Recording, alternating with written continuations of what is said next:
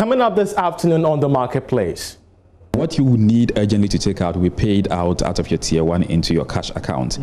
The rest still remains in a managed fund for you, just as it should have been prior. As of Friday, about 270, so just under 300. 12 million cedis advanced to some investors of liquidated fund management firms after GCB Capital commenced payment process last Thursday. Also, governments to add new debt of 2.5 billion cedis to its existing loan in Q4 of this year. We have details. 11.3 billion cedis will be raised through both short and long-term financial instruments. According to the issuance calendar, 19.6 billion cedis will, however, be used to roll over maturing loans. Plus, the new statement from the Finance Ministry confirms the suspension of Ejapa Royalties IPO as it promises to address all concerns from the Office of the Special Prosecutor before resumption. The release again confirms earlier report that the planned IPO has indeed been put on hold subject to clearing all issues raised by the Office of the Special Prosecutor. And we have these and all other stories coming up shortly after this break. This day.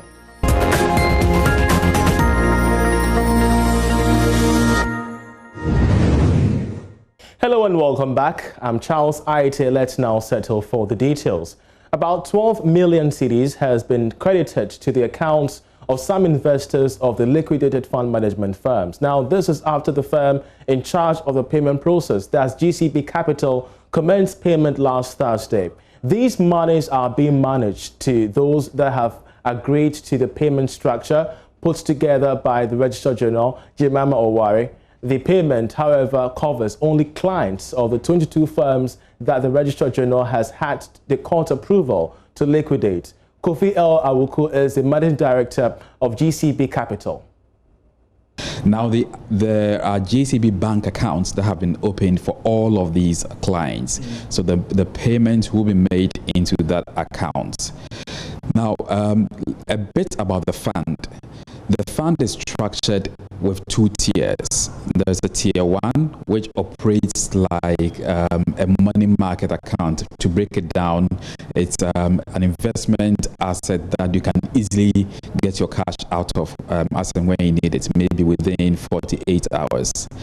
And then there's a tier 2 component, which is a more longer term investment structure with withdrawal restrictions over a period such that you can't get your money out of it as quickly as you would in tier 1. So the redemptions or the withdrawals, to use a simpler language, that are going on now are for the shareholdings that these investors have in tier 1 of the fund. So help me out again here for some little clarification and explanation. You've paid, so what's the total number of persons that you have on your books right now who have had their account validated and they have subscribed to agreeing to your terms of payment? This is the total number of clients. As at close of business last week, we had just about 3,000 people that had accepted the assignment and subscription agreement. And out of this 3,000, about 1,000 had completed KYC. It's ongoing, so as we speak, people are still submitting their documents, and it's all online, so it's happening round the clock, 24/7. Out of the 1,000, as I indicated earlier, about 500 have indicated that they want to make withdrawals. And let me hasten to add that even the withdrawals or redemptions are not happening wholesale. You don't necessarily even need to take all of it out. What you need urgently to take out will be paid out of your tier 1 into your cash account. The rest still remains in a managed fund for you, just as it should have been prior.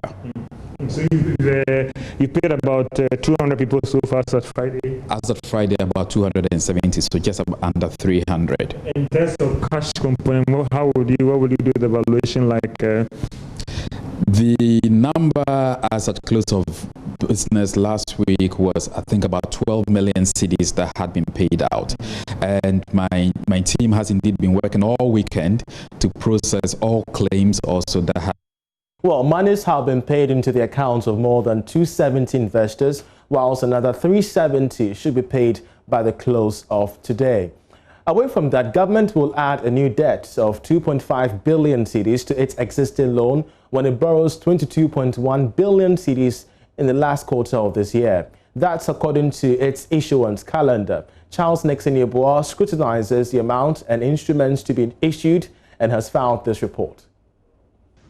In December alone, 11.3 billion cedis will be raised through both short and long-term financial instruments.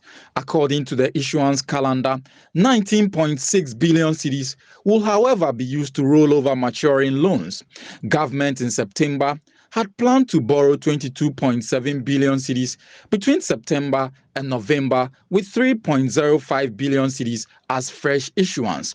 Out of the total amount to be raised in the last quarter, 9.7 billion cedis, which is the highest amount, will be issued through a 91-day treasury bill.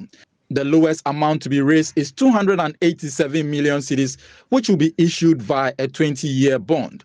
The 20-year bond was originally scheduled to be issued in November, but had to be pushed to December because of the current market conditions. According to the issuance calendar, the 91-day and 182-day treasury bills will be issued every week, whilst the one-year treasury note will be floated every fortnight. The World Bank, in its latest African Pulse report, projected a significant rise in the country's total public debt for this year. According to the Bretton Woods Institution, this is due to the widening fiscal deficit as a result of lower revenue and higher expenditure brought about by COVID-19. The country's debt hit 263 billion cedis in July, about 68.3% of gross domestic product. Generally, government debt as a percentage of GDP is used by investors to measure a country's ability to make future payments on its debt. Now, the Finance Ministry says it has maintained that it is working to resume the Ijapa Royalties initial public offering after addressing all concerns raised by the Office of the Special Prosecutor. Now, this was contained in a fresh statement released by the ministry following recent reports of the suspension of the deal. George Raffi has more in this story. This might be the first official release coming from the Ministry of Finance following recent reports about the suspension of the planned initial public offering IPO of the Ijapa royalty deal, which seeks to monetize our gold reserves in the country. The release again confirms earlier report that the planned IPO has indeed been put on hold, subject to clearing all issues raised by the Office of the Special Prosecutor. This might be in sharp contrast to comments coming from some members of Parliament on the Finance Committee that the offer has not been suspended as being claimed in the media. From the release, it is clear that the move to raise the money on the London Stock Exchange will not happen as long as the Special Prosecutor hasn't concluded his investigations into the whole process. According to the Finance Ministry, the ongoing investigations are needed to give some assurance to investors and regulators, both in Ghana and in London, that it would continue to adhere to the highest level of corporate governance and transparency. The IPO was supposed to start in September this year, and government was hoping to raise some $500 million to fund some critical expenditure in the country. But for some civil society groups, they are still opposed to the deal because their value for money concerns are yet to be addressed, even if the Finance Ministry is cleared by the Office of the Special Prosecutor. Now, the Bank of Ghana has been advised to improve on its enforcement of cybersecurity. Speaking to Joy Business on the impact of COVID-19 on Ghana's digitization agenda, the National Cybersecurity Advisor, Albert Nchibo-Isiako, also urged banks to share information on cyber attacks and threats to their systems timely. This, he believes, will minimize any damage to the financial sector. Follow the directives to protect their electronic environment. I think there are gaps. We need to also improve information sharing. It's very important. And I think in view of that, we're working with the central bank to upskill the Security Operations Center that has been established to ensure that all the financial institutions who are licensed to operate in this country are brought under a sectorial kind of environment where their systems there will be better visibility with respect to potential attacks going on, and not just visibility but also timely sharing of information on attacks and threats. I think that will help the banks to quickly respond and deal with the issue. So that is one area we're looking at for improvement. But we also expect improved enforcement, from the central bank really is important. The directive is important document, but I think we need to improve enforcement to ensure all the banks, all financial institutions are able to implement the various guidelines that are provided in that particular document. So these are the areas we need to be looking at, and how they integrate into the national picture is very important. The financial sector is a critical information sector, and I think giving attention to that particular area, working with the central bank is yielding good results. Now, these people you see on your screen are going about their normal activity without wearing a face mask. Now, this is despite a public health directory making it mandatory to wear a mask whenever you leave home. It may not come as a surprise, as many believe that Ghana is out of the woods, especially when COVID-19 cases keep dropping. Well, even when Ghana first recorded its first imported case in February, one commodity that was on high demand, expensive to buy, was a face mask. Now that restrictions have eased, the cost of these face masks has reduced drastically by over 100%. Now, watch this conversation I had with the head of sales and marketing for East Cantonment Pharmacy, Ebenezer Holmes Graves, together with Joseph Boidi, a pharmacist, on the cost of PPEs now that restrictions have eased. Let's face it, as of now, these things, the nose masks and the sanitizers, have become a daily usage thing. Okay. Now, the ordinary man on the street, which is the mass of the people, if you're asking him to buy a face mask for 1 cedi, and it's usable for just a day, for 30 days, that's 30 cedis. That doesn't impact on his pay pocket. So he can't repeat it for 2 days.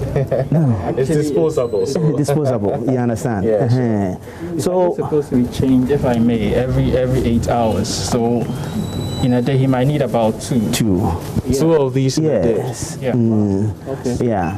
And considering the fact that it has become an everyday thing, then we need to look at it more. And I think that it will help if government thinks along those lines, if they can subsidize the importation or the manufacturing of these products, which are obviously a daily requirement now. Inevitably, it hits the end consumer price. So instead of 1 cedi, maybe you'll be buying it at 50 pesos or 25. Johnson, you're very concerned. You are, a pharmacist. You have been monitoring the sales of these things ever since we reported our first imported case. How concerned are you? How are people really catching on to the compliance level in these times? Yeah, thank you so much to all your viewers. I think it's about perception, because like my colleague said, we've seen a drastic drop in demand for face masks, for hand sanitizers, and it's because people think we are out of the woods, but that is actually not the case.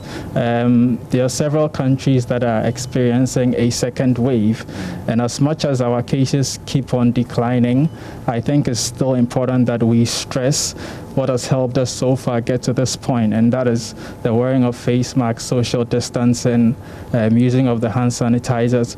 So that message has still got to keep on resonating with the public. You know what, already government is putting in a lot of interventions. Let's talk about the water bills, the electricity, and all that. Those are all large sums of money. It got to a point the government had to provide food for our brothers and sisters who were not working. Now, part of the social intervention, if it's hitting the cost price of these essential items that we have to use every day, and let's think of the mass of the people who obviously cannot afford it, it helps. So let's make some budgetary provision instead of everything going into water and electricity. There's something that the people must use every day. So it gives justification that yes, some of these interventions must be redirected to support the consumption of face masks, hand sanitizers, and the rest. That was an interaction I had earlier on regarding the consumption of face masks, especially when COVID-19 restrictions have eased. You're still watching The Marketplace with me, Charles Aite. Let's take a short break. Be right back with more. This day.